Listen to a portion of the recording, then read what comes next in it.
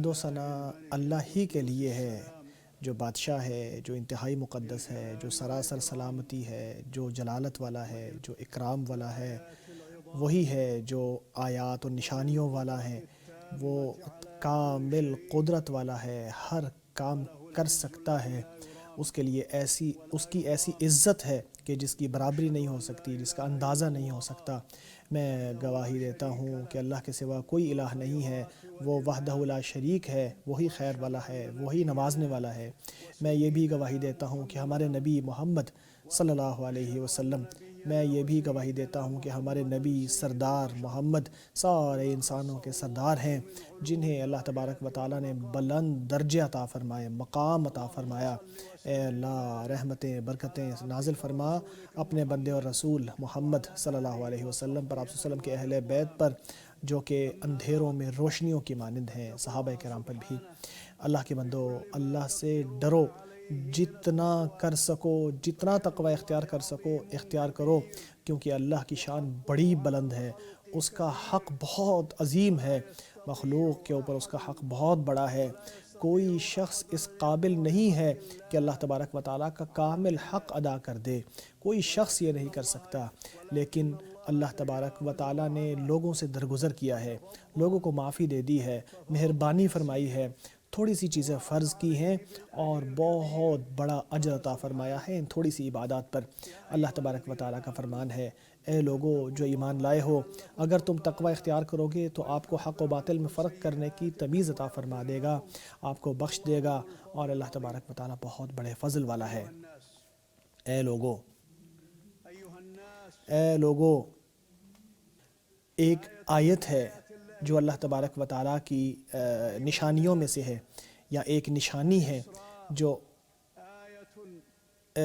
اسراء اور معراج اللہ تبارک و تعالیٰ کی ایک بڑی نشانیوں میں سے ہے۔ اس میں اسراء ایک نشانی ہے اور معراج دوسری نشانی ہے، جس کے ذریعے اللہ تبارک و تعالیٰ نے ہمارے نبی محمد صلی اللہ علیہ وسلم کو مختص کیا تھا۔ اس کے ذریعے آپ صلی اللہ علیہ وسلم کے ہم اور غم اور پریشانیاں ختم فرما دی تھیں۔ اللہ نے ان کو اس اسراء اور معراج سے مختص کیا، بہت سی مصیبتوں سے آپ صلی اللہ علیہ وسلم کو تسلی دی، اور بہت ساری اذیتیں جو آپ جھیل رہے تھے دعوت کے حوالے سے، مصیبتیں تھیں، وہ آپ صلی اللہ علیہ وسلم کے لیے اللہ تعالیٰ نے آسان فرما دی تھیں۔ اسراء اور معراج سے پہلے آپ صلی اللہ علیہ وسلم ایک سخت زندگی گزار رہے تھے۔ ایسا وقت تھا کہ جو آپ صلی اللہ علیہ وسلم پر بہت کٹھن تھا۔ آپ صلی اللہ علیہ وسلم کے اوپر، جو کہ مخلوق میں سب سے افضل ہیں، ان کے اوپر مختلف قسم کی پریشانیاں آئیں۔ آپ صلی اللہ علیہ وسلم نے دیکھا کہ لوگ ان کا مذاق اڑا رہے ہیں، لوگ ان کو ستا رہے ہیں، تنگ کر رہے ہیں۔ آپ صلی اللہ علیہ وسلم کی بیوی خدیجہ رضی اللہ تعالیٰ عنہا فوت ہو گئی تھی، جو کہ آپ صلی اللہ علیہ وسلم کے سکون کا ذریعہ تھی، صبر دلانے والی تھی، آپ صلی اللہ علیہ وسلم کی مدد کرنے والی تھی، مختلف تنگیوں میں، مختلف مشکل اوقات میں اپنے مال کے ذریعے بھی آپ صلی اللہ علیہ وسلم کی مدد کیا کرتی تھی۔ پھر ابو طالب بھی اسی سال فوت ہو گئے تھے، جو آپ صلی اللہ علیہ وسلم کی مدد کرتے تھے، حمایت کرتے تھے، ہر شر پسند شخص سے جو آپ صلی اللہ علیہ وسلم کو اذیت دینا چاہتا تھا، ابو طالب ان کی خوب مدد کیا کرتے تھے، حمایت کیا کرتے تھے۔ پھر آپ صلی اللہ علیہ وسلم نے حج کے وقت پہ مختلف قبائل کے پاس جا کے نصرت تلاش کی، یہاں تک کہ طائف گئے تو آپ صلی اللہ علیہ وسلم کے پیچھے انہوں نے بچوں کو اور بے وقوف لوگوں کو لگا دیا، جنہوں نے پتھر پھینک کر آپ صلی اللہ علیہ وسلم کو زخمی کر دیا۔ تو آپ صلی اللہ علیہ وسلم اللہ کی طرف متوجہ ہوئے اور یہ دعا کرنے لگے کہ اے اللہ، میں اپنی کمزوری کی شکایت تجھ ہی سے کرتا ہوں، اے اللہ میں اپنی کمزوری کی شکایت تجھ ہی سے کرتا ہوں، میرے بس میں کچھ نہیں، میں اس کی شکایت بھی تجھ ہی سے کرتا ہوں، لوگوں کے سامنے بہت بے حیثیت ہو گیا ہوں، اس کی شکایت بھی میں تجھ ہی سے کرتا ہوں۔ اے اللہ، تو ہی کمزوروں کا خدا ہے اور میرا بھی تو ہی الہ ہے، مجھے کس کے حوالے فرما رہے ہیں؟ کیا ایسے دور کے شخص کی طرف جو مجھے ستا رہا ہے، یا جو ایک ایسا قریب ہے جس کے حوالے تو نے میرا معاملہ کر دیا ہے؟ اگر تو مجھ سے ناراض نہیں ہے، اگر تو مجھ سے ناراض نہیں ہے، اللہ اکبر، اے سب سے بڑھ کر رحم فرمانے والے، اے سب سے بڑھ کر رحم فرمانے والے، تو ہی کمزور لوگوں کا الہ ہے، تو میرا الہ ہے، مجھے کس کے حوالے کر رہے ہو؟ اس دشمن کے حوالے جو دور کا ہے، جو مجھے ستا رہا ہے، یا ایک دشمن کے حوالے جو مجھے ستا رہا ہے؟ اگر تو مجھ سے ناراض نہیں ہے تو مجھے کوئی فکر نہیں، لیکن عافیت تیری اتنی ہے کہ وہ میرے لیے بھی کشادہ ہے۔ میں تیرے چہرہ اقدس کے نور کی پناہ میں آتا ہوں کہ جس کے سامنے ساری طریقیاں اجالا ہو جاتی ہیں۔ میں پناہ میں آتا ہوں کہ تیرا غضب میرے اوپر نازل ہو، یا تیری ناراضگی میرے اوپر آئے، یا تو اپنی ناراضگی مجھ پر نازل فرمائے۔ تو راضی ہو جا مجھ سے، میرے لیے یہی بہت ہے۔ میرے لیے کوئی طاقت نہیں ہے، تیرے سوا کوئی مدد کرنے والا نہیں ہے۔ طائف کے بعد، طائف سے آپ صلی اللہ علیہ وسلم جب نکلے تو پہاڑوں کے فرشتے نے آپ صلی اللہ علیہ وسلم کو پکار کر کہا، میں ان دونوں پہاڑوں کے درمیان ان سب کو مچل دیتا ہوں۔ آپ نے کہا نہیں، مجھے امید ہے کہ ان کی نسلوں سے ایسے لوگ آئیں گے کہ جو اللہ کی عبادت کریں گے۔ یہ تھا آپ صلی اللہ علیہ وسلم کا موقف، جو کہ صبر بھرا، جو کہ رحمت بھرا۔ اور پھر آپ صلی اللہ علیہ وسلم مکہ میں داخل نہیں ہو سکے، یہاں تک کہ ان کو ایک مشرک شخص نے اپنی حمایت میں لے لیا تھا۔ پھر جب ساری زمین والوں نے نبی اکرم صلی اللہ علیہ وسلم کی حمایت سے ہاتھ کھینچ لیے، آپ کی دشمنی کی، اور ہر راستے میں کھڑے ہو کے آپ صلی اللہ علیہ وسلم کی دعوت کو اور آپ کے پیغام کو دھتکارنے لگے، تو آپ صلی اللہ علیہ وسلم کو اللہ تعالیٰ نے فیصلہ کیا کہ ان کو آسمانوں تک اٹھا لیا جائے، عرش والے کے پاس لے جایا جائے، تاکہ ان کے مقام کو بلند کریں، تاکہ ان کا اکرام کریں، تاکہ نبی اکرم صلی اللہ علیہ وسلم کو تسلی مل جائے، تاکہ آپ صلی اللہ علیہ وسلم خوش ہو جائیں لوگوں کے ان رویوں کو دیکھ کر جو تنگ ہو گئے ہیں، آپ کا دل ہلکا ہو جائے، اور یہ دین جو ہے یہ اسراء اور معراج کے بعد اس کو مختلف قسم کی نصرت مل جائے، اور اس کا مختلف مقامات پر مقام بڑھنا شروع ہو جائے، اور شرک کے اوپر غالب ہو جائے، جیسا کہ اللہ تعالیٰ کا فرمان ہے۔ وہی ہے جس نے اپنے رسول کو ہدایت کے ساتھ اور دین حق کے ساتھ مبعوث فرمایا، تاکہ سارے ادیان پر اس کو غالب کر دیں، چاہے مشرک کو یہ ناگوار ہی کیوں نہ گزرے۔ اللہ تبارک و تعالیٰ نے نبی اکرم صلی اللہ علیہ وسلم کو جو آسمانوں تک اٹھایا تھا، اس کا بہت بڑا معنی تھا۔ اس میں یہ بات پوشیدہ ہے کہ اسلام بلند ہونے والا ہے، یہ بلند ہونے والا ہے، اس سے اوپر کوئی چیز نہیں ہو سکتی۔ جیسا کہ محمد صلی اللہ علیہ وسلم اتنی بلندیوں تک پہنچے تھے جہاں تک کوئی اور نبی اس سے پہلے نہیں پہنچ پایا تھا، تو مبارکباد ہے اس شخص کے لیے کہ جو آپ صلی اللہ علیہ وسلم کی نصرت کرے، اور بربادی ہے اس شخص کے لیے کہ جو آپ کی مخالفت کرے۔ اللہ کا فرمان ہے، اللہ کا کلمہ ہی بلند ہے اور کفر کا کلمہ ہی نیچے ہونے والا ہے۔ اے لوگو، اللہ تبارک و تعالیٰ نے سورۃ الاسراء کو شروع کرتے ہوئے فرمایا، پاک ہے وہ ذات جو اپنے بندے کو مسجد حرام سے مسجد اقصیٰ تک راتوں رات لے گیا، جس کے قریب ہم نے برکت نازل کی ہے، تاکہ ہم ان کو کچھ نشانیاں دکھائیں، اپنی نشانیاں دکھائیں۔ وہ سننے والا اور دیکھنے والا ہے۔ اللہ رب العالمین جب کچھ کرنا چاہتا ہے، یا جب اپنے آپ کو مقدس کرنا چاہتا ہے، یا اپنی ثنا بیان کرنا چاہتا ہے، صفات جلال و جمال بیان کرنا چاہتا ہے، عظمت والی صفات بیان کرنا چاہتا ہے، تو اپنی تسبیح سے بات کو شروع کرتا ہے، جیسا کہ اللہ نے فرمایا، پاک ہے جس کے ہاتھ میں ہر چیز ہے اور اسی کی طرف تم نے پلٹنا ہے۔ جیسا کہ اس کا یہ فرمان بھی ہے، پاک ہے تمہارا رب جو عزت والا ہے ان باتوں سے جو لوگ بنا رہے ہیں۔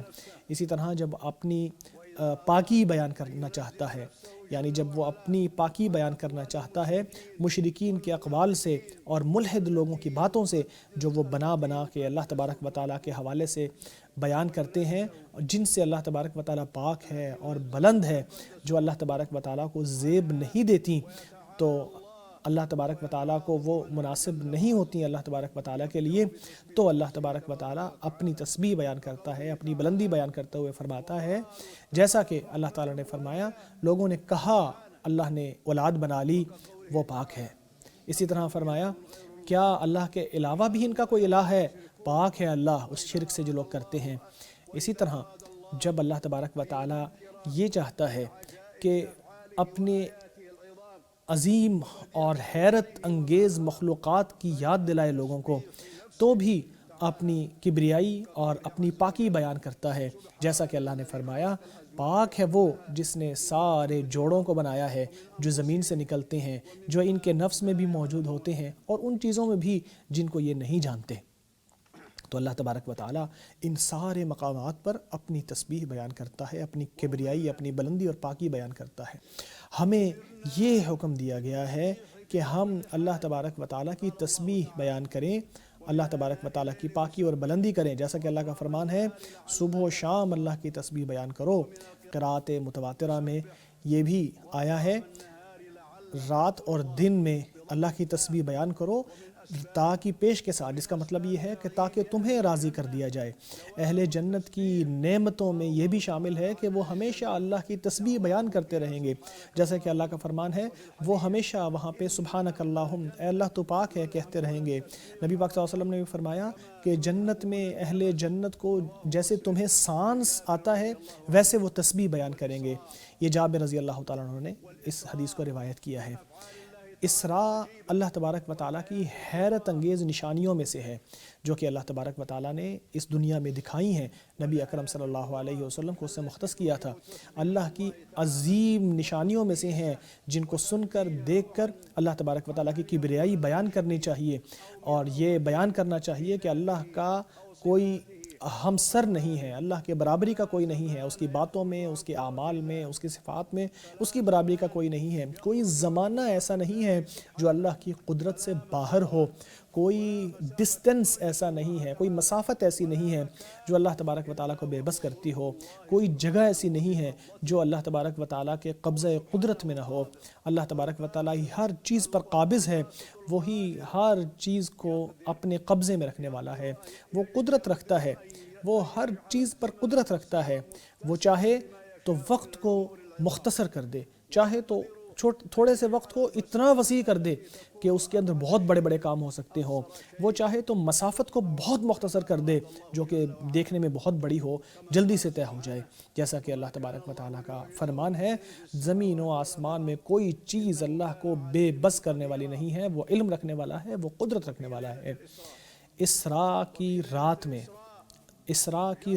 میں وہ چیز سامنے آئی جو کہ نبی اکرم صلی اللہ علیہ وسلم کے ساتھ پیش آئی، وہ یہ تھا کہ آپ صلی اللہ علیہ وسلم کا ایک پروسیجر کیا گیا، ایک آپریشن کیا گیا، جس سے آپ صلی اللہ علیہ وسلم کے دل کو، آپ کے جسم کو، آپ کے روح کو پاک کیا گیا، جس سے آپ صلی اللہ علیہ وسلم کا ایمان مضبوط ہو گیا۔ حضرت انس بن مالک رضی اللہ تعالیٰ عنہ سے روایت ہے کہ نبی اکرم صلی اللہ علیہ وسلم نے ان کو بتایا کہ جس دن اسراء اور معراج کی رات تھی، آپ نے فرمایا میں حجر کے علاقے میں لیٹا ہوا تھا، ایک فرشتہ آیا، اس نے آ کے میرے سینے کو چاکا اور پھر اس میں سے میرے دل کو نکال کے باہر رکھا، اور پھر میرے دل کو ایک ایسے سونے کے برتن سے دھویا گیا جو ایمان سے بھرا ہوا تھا۔ اسے امام بخاری اور مسلم نے روایت کیا ہے۔ اسی طرح شریک کی حدیث میں آتا ہے کہ 3 فرشتے اسراء کی رات نبی اکرم صلی اللہ علیہ وسلم کے پاس آئے، ان کو اٹھا کے زمزم کے کنویں کے پاس ان کو لٹایا، جبریل علیہ السلام نے ان کے سینے کو چاک کیا، یہاں تک کہ آپ کے سینے کو انہوں نے اپنے ہاتھ سے زمزم کے پانی سے دھو دیا، جہاں تک کہ اسے صحیح طرح صاف کر دیا۔ پھر سونے کا ایک برتن لایا گیا کہ جس کے اندر ایمان اور حکمت بھری تھی، تو یہ ساری چیزیں آپ صلی اللہ علیہ وسلم کے سینے میں ڈال دیں اور پھر ان کو دوبارہ سے سی دیا اور بند کر دیا، جسے امام بخاری اور مسلم نے روایت کیا ہے۔ یہ ایسا آپریشن ہے جس کے اندر کمال تھا، جس میں کوئی پین نہیں تھی، جو آپ صلی اللہ علیہ وسلم کے ساتھ جو آپ صلی اللہ علیہ وسلم کے جسم مبارک پہ کیا گیا، اور جس کے ذریعے آپ صلی اللہ علیہ وسلم انسانی کمال کی چوٹی تک پہنچ گئے، جس سے بڑھ کر کوئی کمال نہیں ہو سکتا، تاکہ حضرت محمد صلی اللہ علیہ وسلم اللہ کے قرب کے قابل ہو جائیں اور اللہ تبارک و تعالیٰ کی مناجات کے قابل ہو جائیں، تاکہ ملأ اعلیٰ ان کا استقبال کر سکیں، تاکہ آسمان والے ان کا ایسا استقبال کریں جیسا آخری رسول اور افضل ترین رسول کو زیب دیتا ہے، اس رسول کو کہ جس کو شفاعت کبریٰ کے ساتھ مختص کیا گیا ہے، کیونکہ اللہ تبارک و تعالیٰ اس دن لوگوں کے درمیان فیصلہ کرے گا۔ نبی اکرم صلی اللہ علیہ وسلم کی سفارش کے بعد یہ الہی آپریشن جو آپ صلی اللہ علیہ وسلم کے سینے کو چاک کرنے کی صورت میں ہمارے سامنے آیا، یہ آپریشن جو ہمارے سامنے آیا جبکہ آپ صلی اللہ علیہ وسلم بچے تھے، اس وقت بھی ایک مرتبہ سامنے آیا تھا، اس وقت بھی کوئی پین یا درد آپ صلی اللہ علیہ وسلم کو محسوس نہیں ہوئی تھی۔ یہ اسی طرح کا واقعہ ہے، آپ صلی اللہ علیہ وسلم کے دل سے خون کا ایک لوتھڑا نکال دیا گیا تھا اور بتایا گیا تھا کہ یہ ابن آدم میں شیطان کا حصہ ہے۔ جب اسراء کا وقت آیا تو آپ صلی اللہ علیہ وسلم نے بتایا کہ میرے سامنے ایک جو جانور ہے وہ لایا گیا، براق اس کو کہا جاتا تھا، اور وہ اپنا قدم وہاں رکھتا تھا جہاں نظر ختم ہوتی تھی۔ جبریل علیہ السلام نے مجھے اٹھا کے اس پر بٹھایا اور میرے ساتھ چلے، نہ وہ آگے جاتے تھے نہ میں پیچھے رہتا تھا، یہاں تک کہ بیت المقدس تک آ گئے تو انہوں نے آ کے براق کو وہاں باندھا جہاں انبیاء علیہ السلام آ کے باندھا کرتے تھے، بیت المقدس کے قبلے کی طرف ہو کے وہاں پہ نماز پڑھی اور پھر براق کو وہاں باندھا رہنے دیا تاکہ اس کو لے کے واپس مکہ آیا جائے۔ جب میں بیت المقدس میں نماز سے فارغ ہو گیا تو معراج کا وقت ہوا، مجھے اس سے بہتر کوئی چیز نظر نہیں آئی تھی۔ وہ چیز تھی جس کی طرف میت اپنی نظر کو اٹھاتا ہے جب اس کی موت کا وقت آتا ہے۔ اسے ابو سعید خدری سے ابن اسحاق نے روایت کیا ہے۔ اسی طرح آپ صلی اللہ علیہ وسلم کا آسمان پر چڑھنا، آسمان کی طرف چڑھنا اسی طرح مروی ہے کہ وہ آسمان دنیا تک گئے، پھر دوسرے آسمان تک، پھر تیسرے آسمان تک، پھر چوتھے آسمان تک، پھر پانچویں آسمان تک، پھر چھٹے آسمان تک اور پھر ساتویں آسمان تک۔ یہ ترتیب کے ساتھ آپ صلی اللہ علیہ وسلم انبیاء کرام سے ملے، آدم علیہ السلام سے، جنہوں نے ان کی استقبال کیا اور کہا کہ خوش آمدید، آپ میرے اچھے نیک بیٹے اور نیک نبی ہیں، اور پھر دیگر انبیاء علیہ السلام سے ملاقات ہوئی جن میں موسیٰ، عیسیٰ، ابراہیم علیہ السلام یہ سب شامل تھے، جنہوں نے کہا کہ خوش آمدید نیک بھائی اور نیک رسول، اللہ تبارک و تعالیٰ کے درود ہوں ان سب پر۔ آپ صلی اللہ علیہ وسلم کا استقبال کیا اور ان سب نے کہا کہ خوش آمدید، آپ ہی نیک نبی اور نیک بھائی ہیں۔ پھر آپ صلی اللہ علیہ وسلم سدرۃ المنتہا تک اٹھائے گئے۔ ابن کثیر علیہ رحمۃ اللہ بیان کرتے ہیں اس وقت سدرۃ المنتہا کے اوپر مختلف قسم کے الوان، حیرت انگیز رنگ آئے جو کہ جن کا وصف نہیں کیا جا سکتا۔ وہاں پہ سونے کا وہ جو بستر ہے یا جو فرش ہے وہ بھی وہاں پہ نظر آنے لگا جس کا وصف نہیں بیان کیا جا سکتا۔ ابن کثیر علیہ رحمۃ اللہ بیان کرتے ہیں پھر وہ سارے مرتبے گزر گئے یہاں تک کہ آپ صلی اللہ علیہ وسلم اس جگہ پہنچ گئے جہاں پہ قلم چلنے کی آوازیں آتی ہیں، اور پھر اللہ تعالیٰ نبی اکرم صلی اللہ علیہ وسلم سے مخاطب ہوئے۔ تب اللہ تبارک و تعالیٰ نے 5 نمازیں فرض کی ایک دن اور ایک رات میں۔ تو آپ صلی اللہ علیہ وسلم جب موسیٰ علیہ السلام کے پاس پہنچے تو آپ صلی اللہ علیہ وسلم سے انہوں نے پوچھا کہ کتنی نمازوں کا حکم دیا؟ انہوں نے کہا 50 کا۔ تو حضرت موسیٰ نے کہا کہ آپ کی امت یہ نہیں کر سکیں گی، میں نے بھی بنی اسرائیل کے ساتھ بہت محنت کی ہے، مجھے لوگوں کا اچھا تجربہ ہے، آپ سے پہلے آپ اللہ کے پاس واپس جائیں اور جا کے اللہ تبارک و تعالیٰ سے تخفیف مانگیں۔ وہ ہر مرتبہ جب واپس آتے تو وہ حضرت موسیٰ علیہ السلام ان سے یہی کہتے کہ جا کے اللہ تبارک و تعالیٰ سے کم کروائیں نمازوں کو، یہاں تک کہ 50 کی 5 ہو گئیں، جیسا کہ امام بخاری اور امام مسلم کی روایت ہے۔ تو یہ 5 نمازیں ہیں۔ اللہ تبارک و تعالیٰ نے فرمایا اے محمد یہ 5 نمازیں ہی ہیں ایک دن اور رات میں، ہر نماز 10 کے برابر ہے، اس طرح یہ 50 نمازیں مکمل ہو جائیں گی۔ اسے امام بخاری اور امام مسلم نے روایت کیا ہے حضرت انس رضی اللہ تعالیٰ عنہ سے۔ پھر آپ صلی اللہ علیہ وسلم واپس نیچے اترے یہاں تک کہ بیت المقدس آ گئے، وہاں پر آپ صلی اللہ علیہ وسلم نماز ادا کی۔ ہمارے نبی محمد صلی اللہ علیہ وسلم نے سارے انبیاء علیہ السلام کی امامت کرائی، جیسا کہ جبریل علیہ السلام نے ان کو حکم دیا تھا، جیسا کہ اللہ تبارک و تعالیٰ کا حکم تھا۔ اس بات سے معلوم ہوتا ہے، اس بات سے یہ بات واضح ہو جاتی ہے، اس بات سے بات واضح ہو جاتی ہے کہ محمد صلی اللہ علیہ وسلم کو جو آگے کیا تھا، اس کی ایک معنی یہ ہے کہ نبی اکرم صلی اللہ علیہ وسلم کی جو شریعت ہے وہ گزشتہ ساری شریعتوں کو منسوخ کرنے والی ہے۔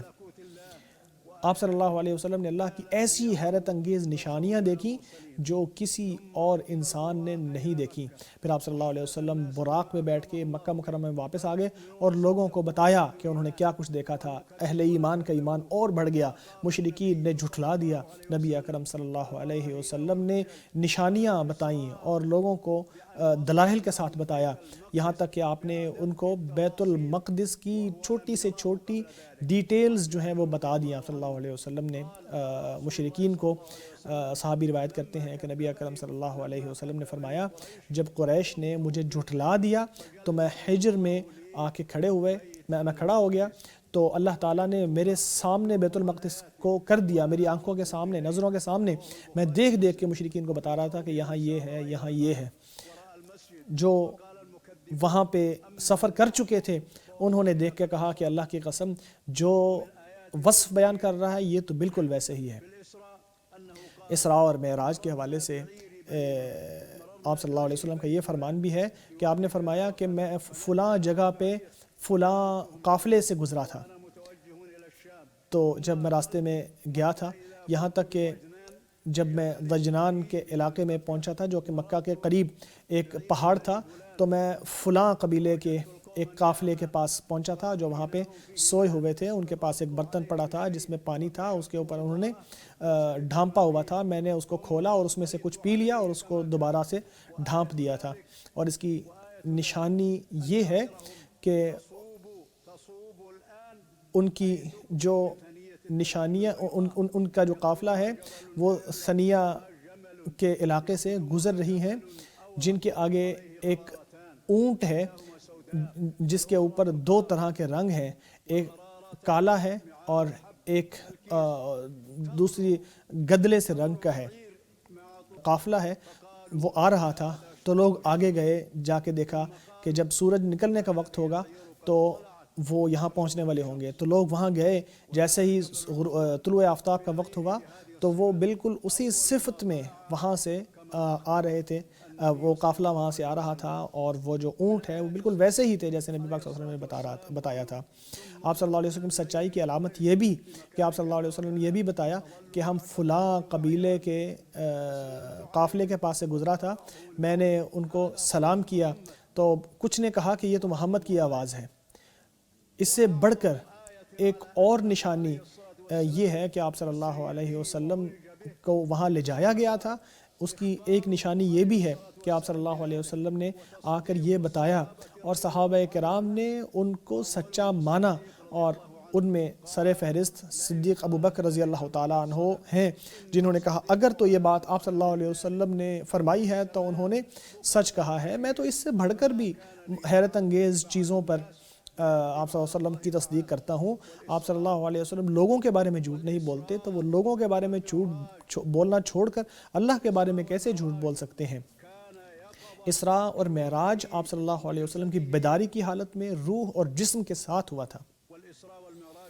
اسراء اور معراج آپ صلی اللہ علیہ وسلم کی بیداری کی حالت میں روح کے ساتھ اور جسم کے ساتھ، جو کہ پاک جسم ہے، اس کے ساتھ ہوا تھا۔ یہی مسلمانوں کا عقیدہ ہے۔ جو احادیث، جن احادیث میں یہ آیا ہے کہ یہ سارا کام نیند کی حالت میں ہوا تھا، خواب میں تھا، تو ان سے یہ چیز نظر آتی ہے کہ یہ خوابیں آپ صلی اللہ علیہ وسلم کی تیاری کے لیے تھی، کہ پہلے آپ صلی اللہ علیہ وسلم نے اس چیز کو خواب میں دیکھا تھا اور پھر بعد میں یہ حقیقت میں بھی ہوا تھا، تاکہ آپ صلی اللہ علیہ وسلم اس چیز کو دیکھنے کے لیے تیار ہو جائیں۔ یہ چیز پہلے خواب میں ہوئی اور پھر بعد میں حقیقت میں آپ صلی اللہ علیہ وسلم کو حقیقت میں یہ چیز دکھائی گئی۔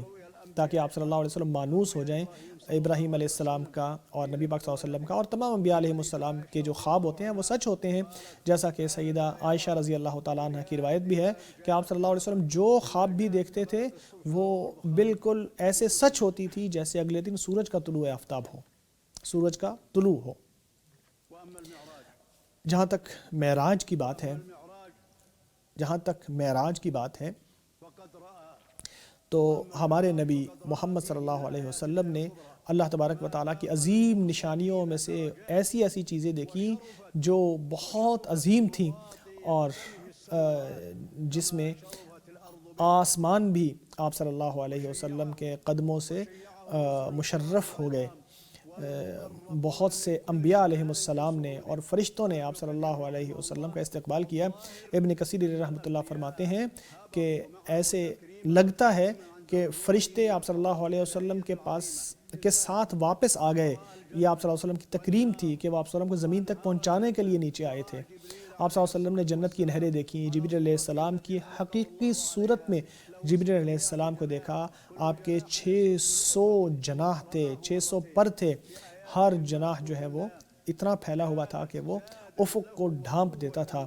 یہ ساری چیزیں آپ صلی اللہ علیہ وسلم کے عزم ایمان میں طاقت کا ذریعہ بنے۔ آپ صلی اللہ علیہ وسلم نے معراج کے بعد اتنی زیادہ پریشانیاں نہیں دیکھی جتنی اس سے پہلے دیکھی تھیں۔ آپ صلی اللہ علیہ وسلم کو اگر کچھ ایسا بھی ہوتا تو آپ صلی اللہ علیہ وسلم اسراء اور معراج کو یاد کرتے، جس سے آپ صلی اللہ علیہ وسلم کو طاقت ملتی، جس سے آپ صلی اللہ علیہ وسلم کو سکون اور تسلی مل جاتی۔ بالکل ویسے جیسے کوئی بادل آیا ہو اور آپ صلی اللہ علیہ وسلم کو اس کے ذریعے سکون ہو گیا ہو، یا ایسا غم ہو جو ایک گرمیوں کی یا برسات کی بارش کی طرح ہو جو جلدی سے ختم ہو جائے۔ آپ صلی اللہ علیہ وسلم نے اسراء اور معراج کے حوالے سے جتنی چیزیں بیان کی ہیں، اللہ تبارک و تعالیٰ نے قرآن کریم میں ان کی تصدیق کی ہے۔ نبی اکرم صلی اللہ علیہ وسلم نے جو کچھ بھی حدیث میں بیان کیا ہے، ہم ان ساری چیزوں میں ذرہ برابر بھی شک نہیں کرتے۔ ہمارا نبی پاک صلی اللہ علیہ وسلم کے دیکھنے پر، آپ کے بیان پر مکمل بھروسہ ہے۔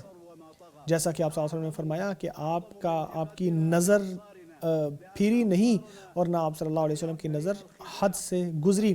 ہماری نظروں کے اوپر تو دھوکہ آ سکتا ہے، اور ہم آپ صلی اللہ علیہ وسلم کے اوپر مکمل بھروسہ رکھتے ہیں۔ آپ صلی اللہ علیہ وسلم نے جو بتایا وہ بالکل حق ہے، بالکل سچ ہے۔ ہمارا جو آپ پر بھروسہ ہے وہ اپنے آپ سے بھی زیادہ ہے۔ آپ کا فرمان ہے دل نے جو بھی بیان کیا وہ سچ ہے، اس میں کوئی جھوٹ نہیں ہے۔ ہمارے عقیدے میں کمی آ جائے گی اگر ہم اس پر شک کریں گے تو۔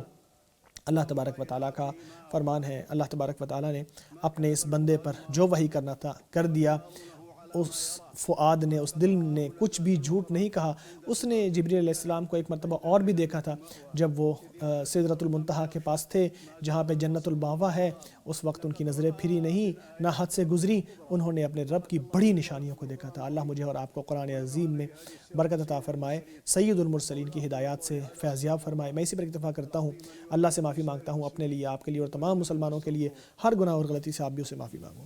فرما رہے ہیں حمد و ثنا اللہ ہی کے لیے ہے جو بادشاہت والا ہے، جو عزت والا ہے، جو کبریائی والا ہے، جو سب کو زہر کرنے والا ہے، جو کائنات کو قائم رکھنے والا ہے، جو کبھی مرتا نہیں ہے، جس پر کبھی موت آنے والی نہیں ہے۔ میں گواہی دیتا ہوں کہ اللہ تبارک وحدہ لا شریک ہے، وہی بلندی والا ہے، انعام والا ہے۔ میں یہ بھی گواہی دیتا ہوں کہ محمد صلی اللہ علیہ وسلم اللہ کے بندے اور رسول ہیں، جو بشیر و نذیر ہیں، سراج منیر ہیں۔ اے اللہ رحمت، برکت اور سلامتی نازل فرما اپنے بندے اور رسول محمد صلی اللہ علیہ وسلم پر، آپ صلی اللہ علیہ وسلم کے اہل بیت اور صحابہ کرام پر، جو ہر نیک کام میں آگے بڑھنے والے تھے۔ اس کے بعد میں یہ نصیحت کروں گا کہ اللہ سے ڈرو، اللہ کو خوش کرنے میں ایک دوسرے سے آگے بڑھنے کی کوشش کرو تاکہ اللہ تبارک و تعالیٰ کی خوشنودی پالو اور اللہ کے عذاب سے بچ جاؤ اور حسرت سے، ندامت سے محفوظ ہو جاؤ۔ اے مسلمانوں، یاد کرو اللہ تبارک و تعالیٰ نے آپ کے اوپر کتنی نعمت کی ہے۔ 5 نمازیں فرض کر کے جو اگر گزشتہ قوموں پر فرض ہوتی تو وہ اگر وہ قائم کر دیتے تو وہ ہلاک نہ ہوتے۔ ہمارے نبی محمد صلی اللہ علیہ وسلم اللہ تبارک و تعالیٰ سے جب واپس آ رہے تھے معراج کے بعد، تو وہ ہر خیر لے کے آئے اپنی امت کے لیے، رحمت لے کے آئے، سلامتی لے کر آئے، عدل لے کر آئے، احسان لے کر آئے، ہدایت لے کر آئے، جو کہ اللہ تبارک و تعالیٰ کا سیدھا راستہ دکھانے والی ہے۔ اس شریعت کو لے کے آئے جو رحمت والی ہے، جو کامل ہے، جو شامل ہے، جس میں کسی قسم کی کوئی کمی نہیں ہے، جس سے ساری زندگی درست ہو جاتی ہے، جس میں نہ ظلم ہے، نہ کوئی کمی ہے، نہ کوئی نقص ہے۔ کسی نے ایسی رحمت بڑی بھری شریعت نہیں دیکھی۔ اللہ نے فرمایا ہم نے آپ کو لوگوں کے لیے رحمت بنا کے بھیجا ہے۔ لوگوں نے اپنی آنکھوں سے یہ چیز دیکھی بھی ہے، اس رحمت کے یا اس شریعت کی چھاؤں میں بہترین زندگی گزاری بھی ہے۔ کتنا شاندار اثر ہے اس شریعت کا مسلمانوں کے اوپر یا اہل زمین کے اوپر، کتنا برا ہے ان لوگوں کے اثرات جو مسلمانوں کے دشمن ہیں، کتنا برا اثر ہے ان کا اس دنیا کے اوپر۔ اللہ تبارک و تعالیٰ کا فرمان ہے تم ہی وہ بہترین امت ہو جو لوگوں کے لیے نکالی گئی، تم نیکی کا حکم دیتے ہو، برائی سے روکتے ہو اور اللہ پر ایمان رکھتے ہو۔ اگر اہل کتاب بھی ایمان لاتے تو ان کے لیے بہتر ہوتا۔ ان میں کچھ لوگ تو مومن ہیں لیکن اکثر ان کے فاسق ہیں۔ اللہ تبارک و تعالیٰ اس قسم میں فرماتا ہے ساری مخلوق اللہ تبارک و تعالیٰ کے ماتحت ہیں۔ جو لوگ دوسروں کی مدد کرتے ہیں وہ اللہ تبارک و تعالیٰ کے نزدیک زیادہ محبوب ہیں۔ یہ وصف اہل ایمان کے اندر موجود ہوتے ہیں۔ اللہ تبارک و تعالیٰ ہی لوگوں کا خیال رکھنے والا ہے، وہ ان کی نگہبانی کرنے والا ہے۔ یعنی اللہ کے ماتحت جو ہیں ان کی اللہ نگہبانی بھی کرتا ہے اور ان کا خیال بھی رکھتا ہے۔ اے مسلمانوں، کیا آپ کو معلوم ہے کہ نبی اکرم صلی اللہ علیہ وسلم کا حال کیا تھا جب آپ صلی اللہ علیہ وسلم معراج سے واپس آئے تھے؟ ابن کثیر رحمۃ اللہ بیان کرتے ہیں آپ صلی اللہ علیہ وسلم مکہ مکرمہ آئے تو آپ صلی اللہ علیہ وسلم مکمل ثابت قدمی پہ تھے۔ آپ صلی اللہ علیہ وسلم نے اللہ کی عظیم نشانیاں دیکھی تھیں، ایسی چیزیں دیکھی تھیں جو آپ صلی اللہ علیہ وسلم نے اس سے پہلے دیکھی ہوتی یا آپ صلی اللہ علیہ وسلم کے علاوہ کسی اور نے دیکھی ہوتی تو وہ بہت حیرت انگیزی میں مبتلا ہوتا۔ لیکن آپ صلی اللہ علیہ وسلم کو اللہ تعالیٰ نے ثابت قدمی عطا فرمائی تھی۔ تو پاک ہے وہ ذات جس نے آپ صلی اللہ علیہ وسلم کو یہ کمال عطا فرمایا اور یہ بلندی عطا فرمائی۔ اللہ کے بندو، اللہ اور اس کے فرشتے نبی صلی اللہ علیہ وسلم پر درود بھیجتے ہیں۔ اے لوگو جو ایمان لائے ہو، تم بھی ان پر درود و سلام بھیجو۔ اے اللہ محمد صلی اللہ علیہ وسلم پر رحمت نازل فرما، آل محمد پر بھی جس طرح تو نے ابراہیم اور آل ابراہیم پر رحمت نازل فرمائی تھی تو یقیناً بلندی والا اور عزت والا ہے۔ اللہ محمد صلی اللہ علیہ وسلم پر اور آپ کی آل پر اس طرح برکت نازل فرما جس طرح تو نے ابراہیم اور آل ابراہیم پر برکت نازل فرمائی تھی، یقیناً تو بڑا قابل تعریف اور بلندی والا ہے۔ اے اللہ راضی ہو جا چاروں خلفائے راشدین سے، ابو بکر، عمر، عثمان اور علی سے، اور تمام صحابہ کرام سے، اور قیامت تک ان کی پیروی کرنے والوں سے بھی راضی ہو جا۔ اپنا خاص فضل و کرم اور احسان فرما کر ہم سب سے بھی راضی ہو جا۔ اے اللہ اسلام اور مسلمانوں کو عزت عطا فرما۔ اے اللہ اسلام اور مسلمانوں کو عزت عطا فرما۔ اے اللہ کفر اور کافروں کو رسوا کر دے۔ اے اللہ اپنے دین، اپنے کتاب، اپنے نبی صلی اللہ علیہ وسلم کی سنت، اے اللہ ان کی مدد فرما۔ اے اللہ اسلام اور مسلمانوں کی مدد فرما، ہر جگہ ان کی مدد فرما۔ اے اللہ ہمارے فوت شدگان کی مغفرت فرما۔ اے اللہ ان پر رحم فرما۔ اے اللہ مسلمان مردوں اور مسلمہ عورتوں کو معاف فرما دے۔ اے پروردگار عالم، اے سب سے بڑھ کر رحم فرمانے والے، اے اللہ ہمارے بیماروں کو شفا عطا فرما، ہمارے بیماروں کو شفا عطا فرما۔ اے اللہ ہمارے آزمائش میں پڑنے والے لوگوں کو عافیت نصیب فرما۔ اے اللہ ہر مسلمان کا معاملہ آسان فرما دے۔ اے اللہ مہنگائی کو ہم سے دور کر دے، زنا کو، زلزلوں کو، تمام فتنوں کو، چاہے وہ کھلے ہوں یا پوشیدہ، اے اللہ ان سب کو ہم سے دور فرما دے۔ اے اللہ ہم پر بارشیں نازل فرما، ہم پر بارشیں نازل فرما، مفید بارش ہو جو جس میں تباہی نہ ہو۔ اے اللہ ہمیں ہماری پردہ پوشی فرما۔ اے اللہ ہماری پردہ پوشی فرما۔ اے اللہ اس ملک کی حفاظت فرما۔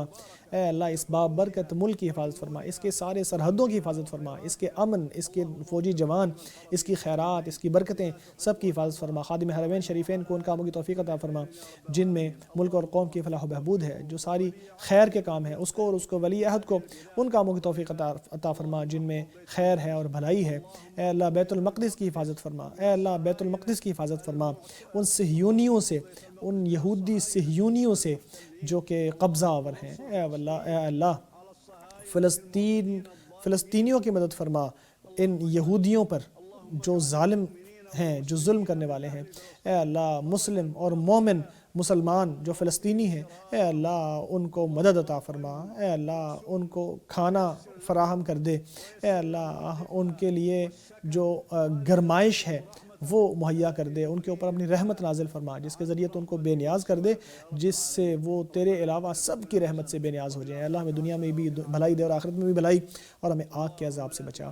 اے اللہ ہمیں لمحہ بھر کے لیے ہمارے حوالے نہ کرنا، اس سے کم وقت کے لیے بھی نہیں۔ اے اللہ کے بندو، اللہ کو یاد رکھو، صبح و شام اس کی تسبیح کرو، اس کی نعمتوں پر اس کا شکر کرو، وہ تمہیں مزید عطا فرمائے گا۔ اللہ کا ذکر تو اس سے بھی بڑا ہے، اور اللہ تمہارے کاموں کو خوب جانتا ہے۔